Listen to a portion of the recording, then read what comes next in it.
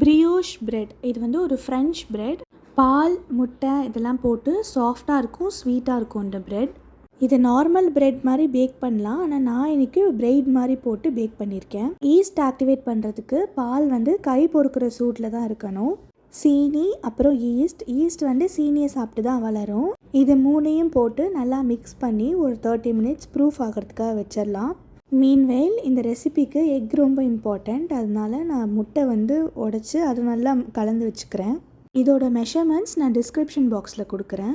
நம்ம விஸ்க் பண்ண முட்டையிலேருந்து ஒரு கொஞ்சம் போர்ஷன் ஒரு 2 டேபிள் ஸ்பூன் தனியாக எடுத்து வச்சுக்கலாம். அது லாஸ்ட்டாக எக் வாஷ் பண்ணுறதுக்காக.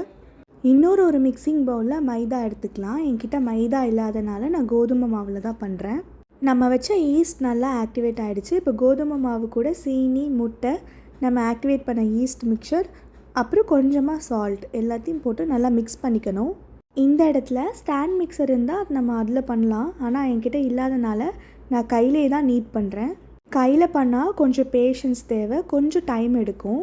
பட்டரை கொஞ்சம் கொஞ்சம் போர்ஷன்ஸாக சேர்த்துட்டே வரணும். மொத்தமாக சேர்க்காமல் நம்ம மிக்ஸ் பண்ண கொஞ்சம் கொஞ்சமாக சேர்த்துட்டே வரணும். இதுவே மைதா யூஸ் பண்ணியிருந்தால் கொஞ்சம் ஒயிட் கலரில் வந்திருக்கும். நான் கோதுமை மாவு யூஸ் பண்ணுறதுனால கொஞ்சம் ப்ரௌனாக தான் வரும். இந்த மாவு ஸ்டிக்கியாக தான் இருக்கும், அதனால பிரச்சனை இல்லை. நீட் பண்ண நமக்கு சாஃப்டாக வரும். ஒரு 45 மினிட்ஸ் அது ப்ரூஃப் விட்டதுக்கப்புறம் அது ஒரு பஞ்ச் பண்ணி ஏரெல்லாம் வெளியே போய் இந்த மாதிரி சாஃப்டான ஒரு மாவாக நமக்கு கிடச்சிருச்சு.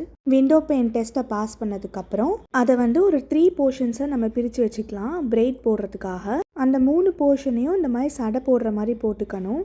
இப்போது நம்ம எந்த டின்னில் பேக் பண்ண போகிறோமோ அந்த டின்னில் பட்டர் வந்து அப்ளை பண்ணிக்கலாம். நான் லோஃப் டின் எடுத்திருக்கேன். இதில் வந்து நம்ம ப்ரிப்பேர் பண்ண டோ எடுத்து வச்சு அது மேலே ஒரு பட்டர் வாஷ் கொடுத்துடலாம். இது ஒரு 45 மினிட்ஸ் அப்படியே இருக்கட்டும். மீன்வேல் நம்ம அவனை வந்து ப்ரீ ஹீட் பண்ணிடலாம். அவன் ப்ரீ ஹீட் பண்ண செட் பண்ணிவிட்டு நம்ம ஆல்ரெடி எடுத்து வச்சுருந்த எக்கில் கொஞ்சம் பால் சேர்த்து நம்ம எக் வாஷ் பண்ணிக்கலாம். இந்த பிரியாஷ் பிரெட்டோட ஹைலைட்டே மேல் அண்டர் நல்ல ஒரு ப்ரௌன் கலர் வர்றது தான். ஸோ எக் வாஷ் வந்து நல்லாவே பண்ணிக்கலாம்.